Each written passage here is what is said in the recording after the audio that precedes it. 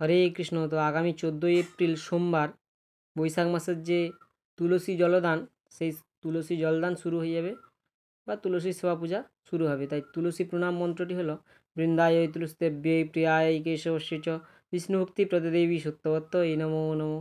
এবং তুলসী জলদান মন্ত্র হলো গোবিন্দ বল্লভাং দেবীং ভক্ত চৈতন্যকারিণীম স্নাপয়ামি জগদ্ধাত্রীং কৃষ্ণভক্তি প্রদায়িনীম।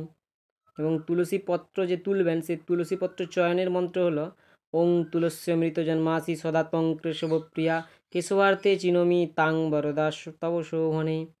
এবং তুলসী দেবীর কাছে ক্ষমা প্রার্থনা মন্ত্র চয়নোদ্ভব দুঃখং চ মদ হৃদি তব বর্ততে তৎক্ষমন্ত্র জগন্মাতঃ বৃন্দাদেবী নমস্তুতে। তো এইগুলি বৈশাখ মাসের অনেক মাহাত্ম্য আছে। আমার এই ইউটিউব চ্যানেলে অবশ্যই আপনারা বৈশাখ মাসের মাহাত্ম্যটি পেয়ে যাবেন। বৈশাখ মাসে বৃন্দাদেবীর বা তুলসী দেবীর সেবা পূজা করার বিশেষ বিধান রয়েছে। তো তুলসী মহারানী হচ্ছে ভক্তিদেবী প্রদানকারী, ভক্তিদেবী তুলসী মহারানী।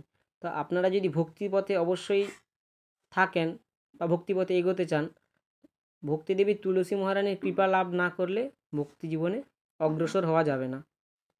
তো অবশ্যই তুলসী দেবীর সেবা পূজা করুন। এইসব মন্ত্রগুলি প্রয়োজন অর্থে আপনারা ব্যবহার করে তুলসী দেবীর সেবা পূজা করুন এবং ভগবানের কৃপা লাভ করুন। হরে কৃষ্ণ, রাধে রাধে।